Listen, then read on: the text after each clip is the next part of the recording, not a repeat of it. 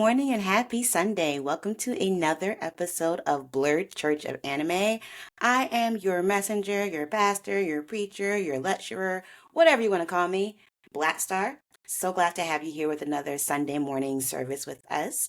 Hope you had a fantastic week. I hope that you got everything you wanted, that you made your money if you're hustling, that you got some rest if you're resting, that you were productive if you need to be productive. Whatever you did that week, I hope you did it for last week. And if you didn't, I hope all those good things come for you for this week. Because like I would say, if last week wasn't great, F last week. It's in the past. We are into a new week and we are constantly thinking forward about how we can be better at ourselves and, looking forward for good things that come our way. You can't always just have downs. Ups are gonna come. And then sometimes when you have the ups, there's some downs, but we're not clubbing none of that. None of that right now. At all. Although I feel like this episode might be a bit of a downer. Now that I think about it. Oh well, not to belabor the point. I'm not trying to be here for a whole hour talking to you. Although I could. Still. Yeah, so I was thinking this week and this topic kind of came up. So I know I keep saying I'm not gonna talk forever, but like caveat. So I was at trivia one day and a question came up about Eminem. And I realized that I have not heard an Eminem album like all the way through, like probably his last three, maybe four albums. Which you're like, why do you care? I used to be an Eminem fan in my early days, middle high school, college. I really was into Eminem. I loved his flow. He had catchy songs. I really loved just like the way he put words together. I mean, some of the stuff is controversial, but I was always a fan of just like his ability to put together a song. And I realized like at some point in time, especially as I got older, I was like, okay, like as good as he is as a rapper, as much as he put together these really passionate raps. So there's a lot of things he says that I just don't agree with, especially like how he portrays women and just some of the violence in there. And I kind of stepped away. And I knew he was still releasing more music. I knew he kind of evolved over time, but like I just hadn't been as heavy as a fan. So something came up and I was like, you know what? I haven't heard his last albums. I know that there's things have changed. So the past 2 weeks, I've been like literally going through his discography. I've been re-listening to, and not for the first time listening to all his albums in order. And that brought up a very interesting thought pattern for me that I ended up having to discuss with some friends. Again, never not say that M is not talented at all. Like he's would be in my top 10, if not top five best rappers. Um, and he has evolved. Like his music has definitely changed from, he came out the gate with the Slim Shady LP. I realized, especially for younger me, that a piece of what I liked about Eminem was the toxicity. Like a lot of his favorite songs, the songs I can remember and recite all the way through Jump, were the more toxic ones. Kim was always a banger to me. I could do both sides of that conversation. I love cleaning out my closet. A lot of the stuff where he's just like giving it, especially to people in his lives, were the songs that I like really gravitated to. So I started thinking, I'm like, okay, so this is toxic, and I understand like that may not be him as a person, especially as he's grown. But it did lead the way for a lot of other toxic people to feel like, well, this person understands what I'm going through and this is okay. Like he even kind of references in the song Stan, about a fan taking his music a little too far and too literally. But I started thinking like, is it just Eminem? Like who was I that I liked this really toxic stuff? And then I realized your girl loves a toxic romance. Not gonna even lie. And it's not just music, it's not just Eminem, it is TV, it is books, it is especially my anime and what I like to call my shoujo trash. Like I got into manga reading shoujo trash. And you may think this is like I'm not being mean. Like again, I don't think any of the books or any of the shoujo that I love or the mangas that I read are actual trash. Like I'm doing this tongue in cheek. I am literally saying though, like I make fun of myself for liking a lot of anime that's not like highbrow. The anime that you would you would try to get fans who think the the medium is weird to watch. Like I'm not talking about a Cowboy Bebop or a Evangelion. I am talking about the dime a dozens, formulaic. I mean, they're really good. I enjoy them. Like I call it trash. It's not really trash. It's things I enjoy. Um, but I remember my first manga. My first manga that I actually read was a shoujo manga when I was in high school. And it was one of those where I'm like reading through it and I'm like, why can't they just be happy? I want this couple to be able to make it together. And apparently it set the tone for the manga and the shoujo and the romance that I tend to like heavily engage in and care about, that there has to be some type of like deep seated trauma and has to be toxic. You need to be sexually assaulted by your stepfather. You need to have a family member who committed suicide and a dead twin that like does all these other things. Like you need to have a stalker who is so obsessed with you they like stab you at the day of your wedding. And for some of y'all who knew what I was talking about, I am actually shouting out the plot of Mars. Big ups to anybody who knows that shoujo, who knows that manga. Mars was my first shoujo manga. And yeah, like for a long time, like I was never really into romance growing up. I did not read romance novels. I did not watch romantic movies. And because I started manga that way, like I really loved the shoujo romance novels that were like very angsty. And that moved into me like loving shoujo anime that was very angsty. And of course, K dramas and J dramas that were super angsty because they're built off of these shoujo titles. And I think it's over time and it's like it's spilled over to other things. Like you won't catch me watching a romance movie. I'm not gonna go to a Valentine's Day, whatever. I'm not gonna watch The Notebook. Come for me for that, it's fine. But I will watch a lot of romantic anime. And I over time, look, I do love sweet romances. I do love the my dress up darlings, my love romance snafu. Like I do love the more cuter, especially high school love things or science fell in love. I do love a good love story that is wholesome and cute and fun. But it took a lot of me going through those toxic relationship kind of like things to get there. Yeah, your girl was a Twilight fan, and eventually I grew out of it. Thank goodness. I I'll give myself a little bit of credit. Was never a Fifty Shades of Grey. I read the first book and I was like, this was like another era that I can't really get down with.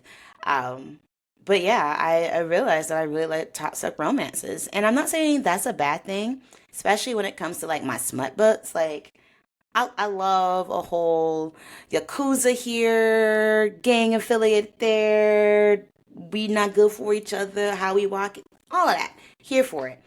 And I'm an adult enough and I know relationships enough to know that like that's not real life.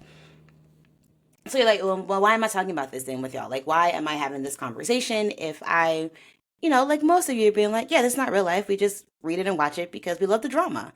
And then I realized there were parts of those toxic relationships that really like sunk into my being. Stupid teenage me, who watched a lot of those things, read a lot of those things, got to a point of where there was a part of me that thought like, love is struggle. Like you used to fight to make up. It's the really strong obsession and passion. And how do you know you're really in love or you're not obsessed with this person and doing all these things and suffering for love? Which luckily for me, never had that experience, but it really like sunk into my mindset that a lot of love would be arguing and fighting. Struggle love that we see in a lot of hip hop songs or dramas like Empire. It's people think, and even though that wasn't like my real life example of what a like healthy relationship or what love or marriage could be, because most people I knew that like disliked each other got divorced. Like they totally like adults. But there's something about this love is super passionate and obsessive and weird and hard and can be frightening is a really bad take because love should not be that way. And as I've grown older, and even though that wasn't my experiences, I haven't been in relationships like that. I could see other teenagers back from when I was a teenager, and then when I worked with teenagers over the years, and college students, and when I was a teacher, those like ideas still ring true for a lot of people. So I kind of wanted to talk about it. you know, I don't want to make assumptions that, we're all out here in healthy relationships, whether that's romantic or familiar or friendship relationships. But I do think there's something to be said about it's okay to like the toxic stuff, to see the toxic stuff, to like, be involved and emotionally like confronted with it, but also knowing that that's not real life and that's not what you seek and that's not what you should aspire to be. Because it can be difficult. It can be sometimes difficult when you love a very toxic character in a romance and you're like, well, why can't I meet someone like that? And you're like, no, no, you should not meet someone like that. You won't be able to deal. Um, an anime I've been rewatching, or I just finished rewatching Yakuza Fiance. And now I'm going through the manga. I honestly really love that show. And if you haven't seen it, like, easy first episode spoilers. Two grandkids of two different Yakuza clans, one girl, Yoshina, and then one guy, Kirigawa. They are getting set up. And so Yoshina moves to Tokyo to see if she's gonna like this guy. Luna wants to marry him. And the guy, neither one of them are Yakuza. Like they're not bonded into the group, even the guy, Kirishima. But he is scary. He's a scary dude. He's a masochist. And at first he's playing like the good, nice boy. And then he's like, I'm kind of bored with you. I want a girl that will wreck my life, and you're too normal for me. You got a good face and a good body. That's your only selling points. If you want to stay in Tokyo, then maybe you should, sell your body and give me the money. Make me some money. Or you can run home to Osaka, do whatever. And she takes that personally. And you know what? I'm here for it. I would take that personally too. But instead of going home and admitting defeat, she then gets her kidney removed and sells it. And then gives him the money and saying, well, since you said I was only good for selling my body, didn't sell it in that way, sold my kidney. Bam. What you got to say now? I'm going to stick this out. And he was like, what? You're crazy? You're crazy to match my crazy? Let's go. And so now he's hopelessly in love. And she's like, this dude is too much. And thus we start the whole Yakuza fiance fiasco.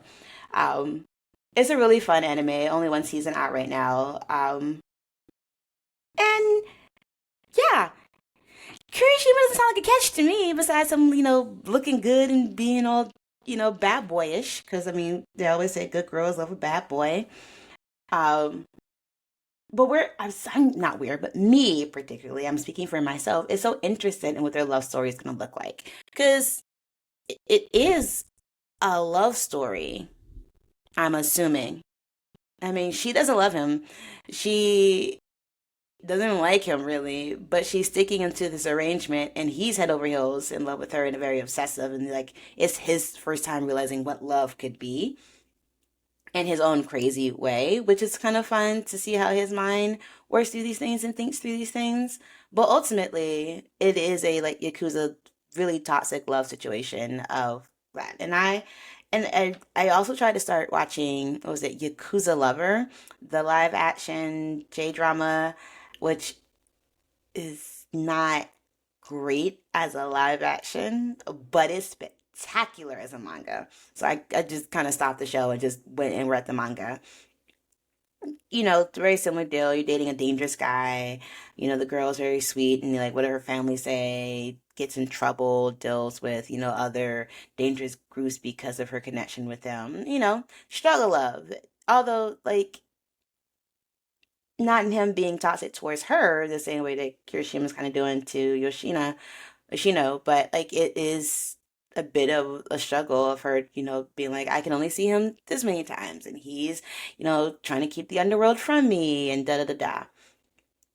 I say all that to say, like, there is so much to be said about these fantasies of dealing with dangerous people. And, guys got it too. Guys got that emo, dark girl, with the black makeup, girls that'll wreck their lives. I mean, we like a toxic person. I mean, even Cardi B says it, like, you girls like a toxic B. And there's some truth to it. I've seen in like just real life, guys who are like really sweet and try to be kind of respectful, especially in high school, get no play. And then when they become the a-holes in college, now girls want to talk to them. So that reinforces this idea that guys, like girls want toxicity.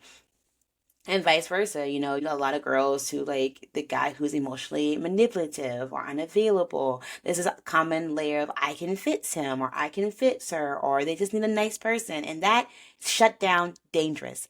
That is dangerous. That is not what a relationship should look like and not something you should aspire to at all. Um, and I think a lot of us hear a lot of that reframe. We see that in entertainment. And like I said, even high school me thinking that like that is what you should expect from a partner. When in truth, a respectful romantic relationship or any relationship, even familiar or friendships, is about mutual respect. It's about having space where in boundaries where you can be together but also be apart. It's about, maybe helping them grow to be a better human being, but not that being the requirement for why you can stay together. It's about trying to bring out the best in each other.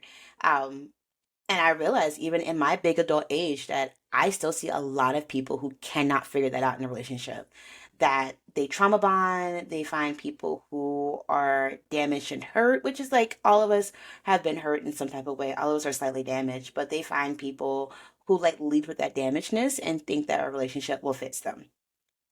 And it won't. It won't. This is not the case of Fruits Basket where you're Toru Honda and you being kind of like the punching bag, the emotional core ditzy person is going to free them from the curse. Don't get me wrong, I love Fruits Basket. It is another one of my favorite mangas. And I actually do not like Toru as a character because I know I can never be a Toru. I'm not taking them as I am no Steven Universe. I am not your shield. I am not your punching bag.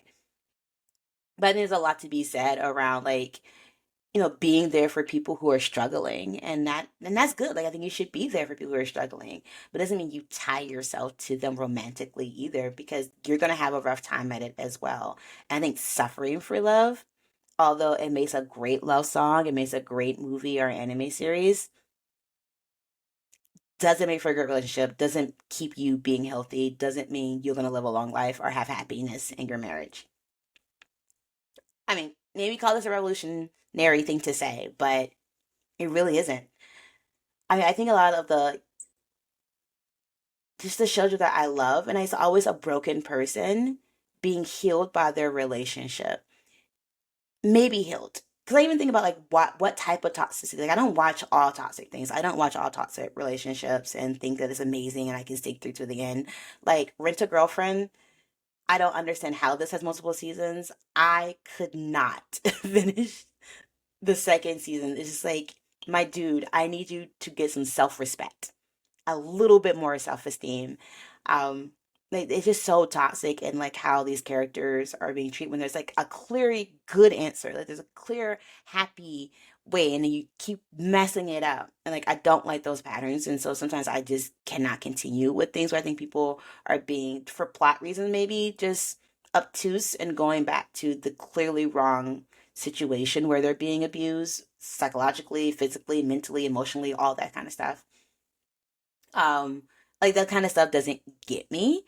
But I think a lot of the toxic romance stuff I like is that there is some healing at the end, that there is hope and good things at the end, which I think can also be a little bit more dangerous because you think like if I struggle through, if I do all these things, if I'm there for them, eventually they'll get clean. Eventually the situation will heal itself. Eventually they'll get out that toxic job, family, whatever, and we'll go on to live this amazing life. And that's not always the case. And while you're sitting there, taking your licks and, being abused yourself because this person is truly, dealing with a lot, there's no guarantee that they'll be the happy ending. Um, when I think about like again the shoujo mangas I used to read, they're my favorites, and I think about the damaged person like Kari Kano, his and her circumstance. Love it. And I'm so sorry for those who only see the anime. Like you only got half the story. For my people who read the manga, that second half, like you think Yukino is, a little bit off because she's such an egomaniac and the only reason she even cared about oh boy falling in love with her so she could win and so she could be the best. But then you get to Soichiro in his life and all that has happened to him, and you that boy is not all there. And there is a lot of healing that had to be done, and he only is healed through being in a relationship with Yukina, and that it's not healthy. That's not her cross to bear. And I get it. She loves him. We're in high school. It's fine. But is it? Is it fine? Would you want that for your son or your daughter if you had them? Would you want that for yourself? Because I hope you wouldn't.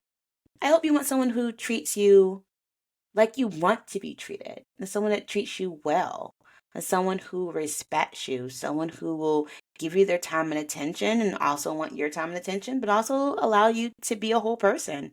Like a healthy relationship doesn't require you to minimize yourself to make the other person feel better or more in control. A healthy relationship doesn't mean you're screaming. Like I get arguing, I get fights, I get emotional outbursts. Like that happens when we're humans interacting with each other, but it shouldn't be an everyday thing. It shouldn't always be emotional turmoil all the time. I mean, I can understand and like some of the Yakuza fantasies that I read, like there's all these outside things that are happening. Old girl gets kidnapped like 3 times and Yakuza lover, just for being around him. But there is a point where like we got to figure out a better way that my safety and my family safety is not in jeopardy if we're going to continue this relationship. I even in my smut books, like my most toxic relationship. I backing up. When I talk about smut, I'm gonna shout out Tate James. Love her books. She has tons of series, tons of books. This woman writes like she has no life, and I know she does, but she writes so many books. And two of my favorite series are from the same universe, the Shadow Grove universe. One is Hades, and the other is The Guild. Hades is about this 20-something-year-old bad chick who is a gang leader, massacred her dad and other heads of the gangs to stage a coup and take over. Love it. Harem, reverse harem kind of thing. Cool. Lots of abuse, lots of violence, lots of things in that situation. And then my second one is The Guild, which is about an assassin's guild. And the main character, the main female character, is an assassin, grew up in an orphanage, was trained to be an assassin since birth, a honey trap to be exact. And then her two little choices are another assassin who may be even crazier than her, and then international arms dealer. Those are my two favorite series, y'all. Like, clearly I love the gangster life or whatever it is. But even in those relationships and me figuring out like who my favorite of the guys or the lover interests and things were, like I realized that I really like the sociopathic assassin. And I had to stop and sit with myself and be like, what about this character that I truly like? And it goes right back to all that toxic relationship things the media that I consumed earlier. He's obsessive. He is stalkerish. Like there is something endearing about him for me on that. And I'm working through it. Very self-reflective. We're talking through that, mentally. But I can see the difference. Like I don't want that in real life. I feel that that's a very fun book service, a book series to read. And the characters on that, like a right hand man, which is the Hades series, who shoots everybody for you first and asks questions never. Those kind of things are like the enforcer. Another really big, I guess, another big character trait that I really like in these type of romance stories. And I realized like that is not healthy. Like if I met a person in real life like that, I have to be healthy enough to be like, we're not going that route. That I'm not. That's not the way I want to be in a relationship. But that is not to say that people who are going through, really difficult times, people who have dealt with trauma in their life, people who we might call damaged or, dealing with mental health issues do not deserve love, or to be in relationships. People with personality disorders, they deserve to be loved and treated and respected as well. I am really pushing though that you don't make their diagnosis or their damage or their trauma an excuse on why you take bad behavior. And I know sometimes it's really difficult when you're working or living or loving somebody who deals with something on the more extreme end. But again, in a relationship, it's a two-way street, and you do have to kind of maybe not train them, but like stand your ground on how you want to be treated, and don't let, well, I have this, or I'm like this, or this happens everywhere. I'm in a manic episode to be the reason that you yourself are abused or are not treated fairly. it's super hard. I've had friends who have had relationships with people who have dealt with their own illnesses and, their own demons. And at the end of the day, I tell my friend, like, you may love this person and I want you to love them. And even me, sometimes dealing with some potential partners who like dealt with some major damage. At the end of the day, you know, what are you willing to take and where are you going to put your foot down? Because there's not excuses for you to also be harmed, for you both to be broken and let a relationship completely break you either. And again, not just romantically, that's for families, that's for friends as well. The social contract, I think, really deems that we know our worth and keep people around us who would treat us like we're worth something.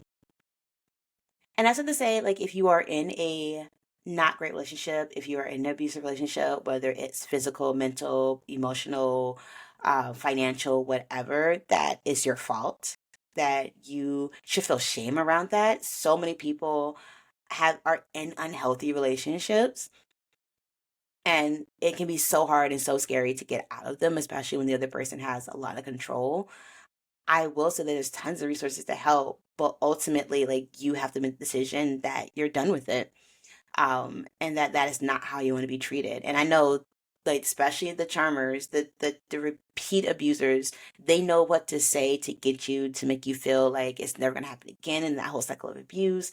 They know how to love bomb, because love bombing is something that I think happens a lot more often than we want to give credence to, as in a way to get people to let their guard down and remind you of all the good times before they bombard you with some really awful times. But in the end, like, you gotta know your worth and know that you are a human being and should be treated as such. That you are nobody's doormat, punching bag, shield, whatever. You and I know some people sometimes feel like, based on their looks, their status, whatever, like this is the best they can get, that they're not deserving of it. And I'm just gonna say no, you are deserving of being respected in your relationships at all times. At all times. Not just because you do this thing, not because you can just give this thing. You should be respected at all times and never let someone else, especially someone who claims that they love you, tell you otherwise. At all. You are beautiful. You are important. You was smart. You was kind. I'm sorry, I had to make a joke there. Um, it's so important that you see the worth in yourself, because there's a lot of people who will try to exploit you if you don't have your own self worth. A la Rent a Girlfriend. Please don't be them. But yeah, maybe I'm teaching to the choir. Maybe you all have, like, strong relationships and you found your person, or you know that you don't get into these types of relationships. Maybe you just blow off steam by, getting something steamy and deadly and murdery and abusey. I don't know if abusey is a real word, but some of us, that's just a fantasy. Some of us are never gonna be part of that lifestyle, that worth, and that's so. But there's some people where you get irritated enough and you think that someone doesn't care about you unless they are jealous. That you don't know that someone still wants you unless they are yelling at you constantly, or that they're showing very strong emotions, that they're constantly, checking your phone and needing to know where you are. I know people who've been in relationships just to make their partner jealous so that way they feel like they're wanted. And all of that's unhealthy. Please see a therapist. Please get help, because I don't think that's just something you can work on your own. And I'll also say, when you're dealing with somebody who feels that way and you're thinking you can fix them or love them to wholeness, like, there's a lot of work they need to do, and they can't do it for you. They have to do it for themselves. Like, that is super important. If it don't come out for anything else, if you are dealing with somebody who is, you know, broken, and their brokenness, put strains in your relationship, and you're like, I need you to go to therapy, I need you to go to AA, or I need you to do whatever that will make us healthier. Like, they cannot do it for you. They need to do it for themselves. Because if you are the linchpin, then whatever you do and say is going to directly affect their recovery, and that's a lot of power you should not have. Em even says this in Not Afraid. He's like, in his not Recovery, I think it's the next album, but he's like, I got clean. I did it for me. When he's talking about, like, getting off of the drugs and going to rehab, he's like, I got clean. I got the drugs. I did it for me. but maybe subconsciously I did it for you. And maybe subconsciously they can do it for you, but they got to make that decision that this is not the world that they want to do and this is not the person they want to be. And if they're not doing it, I'm sorry, you're going to be in a rough ride. There's a couple partners I always were like, you need to go to therapy, and our relationship would be so much better if you're in therapy, but I couldn't make them do it for me. And even after breaking up, all these other things, and eventually, they made the decision to do it for themselves and they're happier. And I'm very happy for them. It has to happen on their terms. And sometimes you just can't be around for it. It's a hard pill to swallow, but it's the truth. Like I said, uh, I hope that you love yourself as much as I love you, or even more, because you can always love yourself more. I hope that you have a great week. And if nothing on this talk of toxic relationships, I mean, tell me, what are your favorite toxic ones? What are some animes I should be watching that are toxic and fun and such little stories? Like, because I don't know all the things. Are there some mangas that you subconsciously like really fed into, like what you think a relationship should have been that know that you're older or wiser isn't the move? I'm interested to hear it. Let's make it a conversation. And I always need some more rats, something to wreck my life as I read late at night or watch anime through the day. So, again, thank you for another Sunday. I know you're going to have a great week and stay cool. Bye. The Blurred Church of Anime podcast is produced by Black Star, aka Lauren Tillman, written by Lauren Tillman, and hosted by Lauren Tillman. Music created by EL47.